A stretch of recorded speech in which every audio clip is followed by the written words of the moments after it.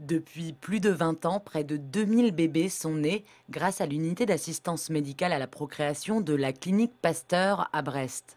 Si aujourd'hui le taux de réussite des fécondations in vitro plafonne à 30%, le docteur Chabot n'oublie pas les nombreuses évolutions techniques qui ont marqué les 20 années de son service. Il y a eu plusieurs faits marquants. Le premier, ça a été l'apparition de la micro-injection de spermatozoïdes, qu'on appelle la technique de l'ICSI, en 94. Et on a eu le premier bébé en Bretagne, hein, fabriqué à la clinique Pasteur, entre guillemets.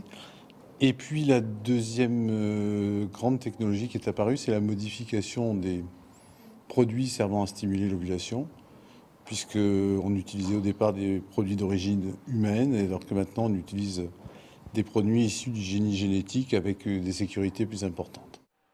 À l'origine de cette technique, un homme, le professeur Friedman, qui en 1982 donna vie au premier bébé éprouvette. Presque 30 ans plus tard, il continue de se battre pour que les couples stériles puissent procréer dans les meilleures conditions. C'est un parcours du combattant et je dirais plus de la combattante, au sens c'est la femme qui va effectivement être en première ligne et que malgré tous les efforts que nous faisons encore aujourd'hui, les résultats ne sont pas à la hauteur de nos espérances. C'est-à-dire que même si on a 35 à 40% de résultats ici ou là, nous voudrions beaucoup plus. C'est parce que c'est quand même contraignant, c'est une astreinte et le résultat n'est positif n'est pas toujours au bout.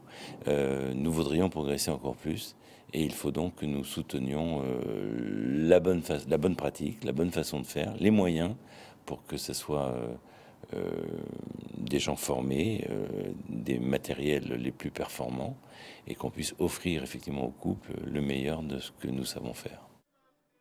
Tous les ans à Brest, 300 couples demandent une assistance médicale à la procréation à la clinique Pasteur.